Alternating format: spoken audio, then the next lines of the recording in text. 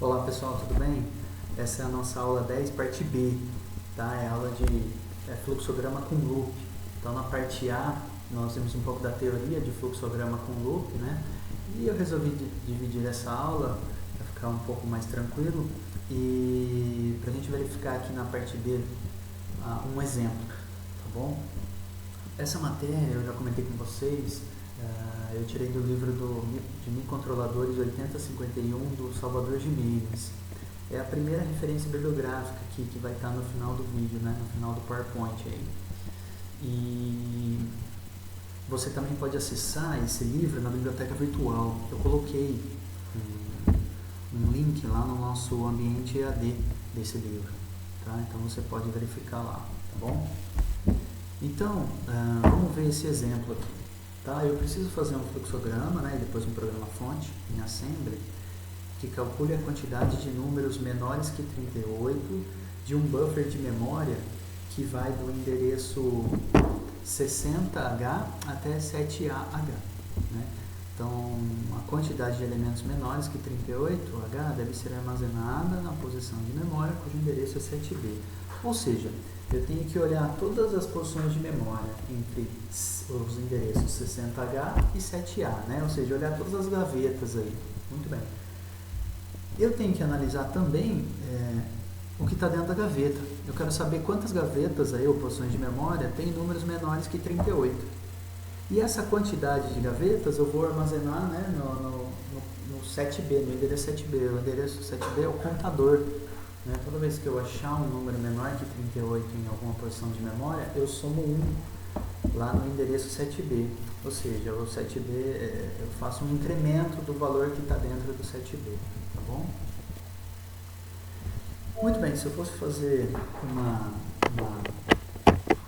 um programa sequencial, seriam utilizadas muitas instruções. Né? Então, a ideia é fazer um programa com loop. Para isso, eu preciso saber quantos elementos tem no buffer, ou seja, quantas posições de memória eu vou percorrer, né? Quantas gavetas eu vou percorrer.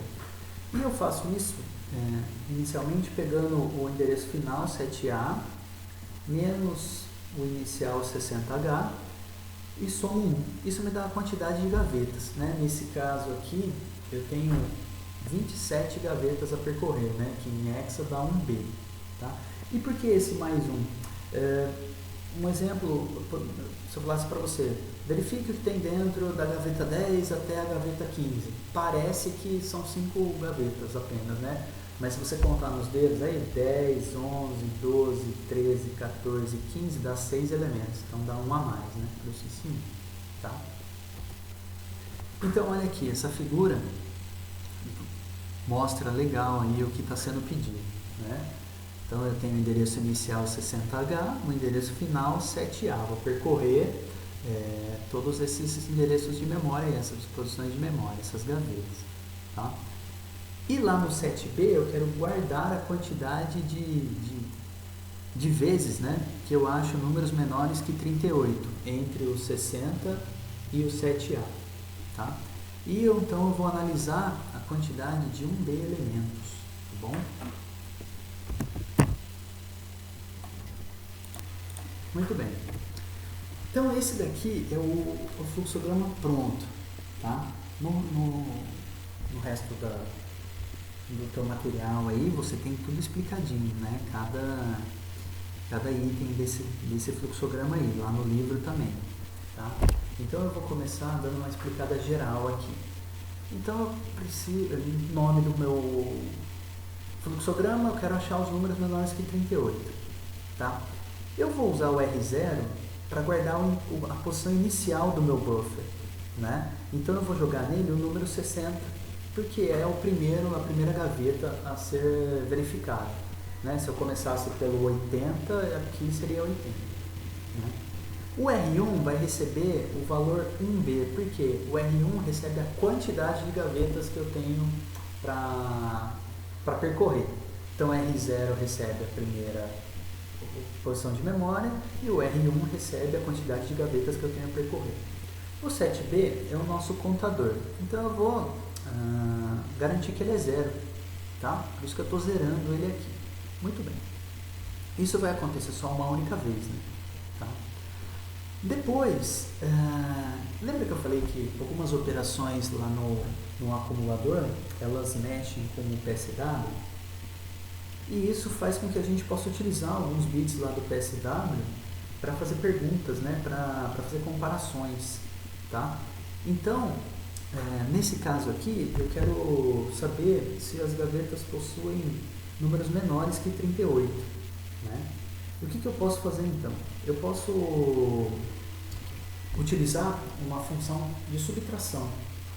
Ou seja, eu pego o que tem dentro do acumulador e subtraio 38, certo? Se o resultado for positivo, o número é maior que 38. Se o resultado for negativo, o número é menor que 38, certo? Então, se na minha gaveta eu tenho um número 40, 40 menos 38 dá 2, dá um número positivo. Agora, se na minha gaveta eu tenho um número 36, 36 menos 38 vai dar 2 negativo, né? Então o número é menor que 38. E se por algum acaso der negativo, né, que é o que a gente quer, o carry vai ser acionado. Então eu posso fazer uma condição analisando o carry, né? Eu posso fazer uma subtração do acumulador com o número 38. Se o carry for acionado, o que tem dentro do acumulador é menor que 38. Se o carry não for acionado, não for acionado, a subtração é tranquila. O que está dentro do acumulador é maior que 38.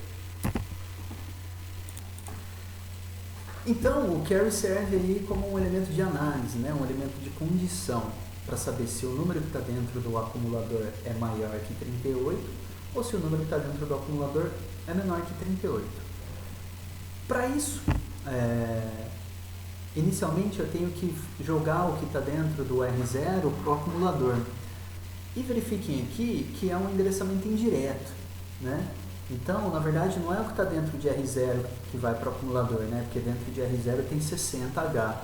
É o que está dentro de 60H que vai para o acumulador. Então, é o que está dentro da primeira gaveta que vai para o acumulador, né? Porque as gavetas se iniciam no endereço 60. Muito bem. Depois eu faço uma subtração entre o acumulador e o número 38. Tá? Esse carry aqui não se preocupe muito com isso não. Pense que a subtração é o que está dentro do acumulador menos 38 e o resultado fica no acumulador, né? E aí o carry, como analisa o que está dentro do acumulador, eu posso utilizar ele aqui no meu losango, na minha condição. Ou seja, o carry é igual a 0, ou seja, o número é maior que 38. O que está dentro do acumulador é maior que 38H, né? Aí eu tenho duas opções, ele pode ser maior que 38 ou ele não pode ser maior que 38. Como eu quero os números menores que 38, o que me interessa é a saída não aqui, né? Então se não é maior, ou seja, é menor. E aí o que vai acontecer? Eu achei então um número menor que 38. O 7b, que é o meu contador, ele vai receber o valor dele mais 1, ou seja, quando eu encontro um número menor que 38, eu somo 1 no 7b. Tá? Isso o número é maior que 38. Eu não tenho que somar nada no 7b, por isso que eu pulo aqui. Ó. Tá? Muito bem. Fiz a análise do que está dentro da primeira gaveta. Agora eu preciso começar o processo para analisar a próxima gaveta. Não posso repetir, né? Para ver o que está dentro da gaveta que eu já vi. Então a primeira gaveta foi 60H. Então o que acontece com o R0? O R0 recebe o valor dele mais 1. Ou seja, ele vai para a gaveta 61. Né? Para que eu possa fazer uma análise no próximo endereço de memória. Muito bem. E aí também eu tenho que ver se essas gavetas não acabaram ainda, né? Aqui a gente está fazendo a primeira interação, a gente sabe que não acabou ainda, mas aí o programa tem que controlar isso daí. E isso ele controla com um novo loop, né? O R1, verifique, é a minha quantidade de gavetas a percorrer. Né? Imagine que eu só tenho 5, no nosso programa tem mais que isso, mas imagine que eu só tenho 5. Então, se eu fizer a primeira interação, o R1 era 5, fiz a primeira, ele fica 4. Né? E aí eu pergunto, ele é 0? Se ele for 0, né, o nosso programa acabou, eu já teria percorrido todas as gavetas. O que não é o caso, se eu tinha 5 gavetas aqui no meu suposto exemplo, né? e só percorreu uma, faltam 4. Né? Então ele continua, ele sobe. Opa, vamos começar tudo de novo. O A recebe o que está dentro de R0 indiretamente. Antes era 60, agora é 61. Então A recebe o que está dentro de 61. Faça a subtração. Analise o carry. Tem a opção de ter o número maior ou menor que 38 ou maior que 38. Incremento R0 de novo para ir para a gaveta 62. Analiso se já acabaram as gavetas. E assim por diante. Tá? Então esse é um primeiro contato nosso com o fluxograma com loop. Né? E não é um fluxograma complicado de fazer. Tá? Mas não se assustem. Vocês vão analisar lá no livro. Eu vou pedir atividade no fórum lá para vocês darem uma olhadinha no livro. Tá? Pra gente ir devagar e entendendo, tá bom?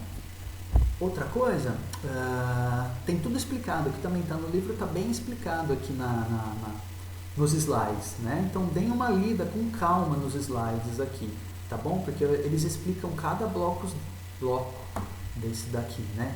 Tá bom? Então, até o próximo vídeo, valeu gente!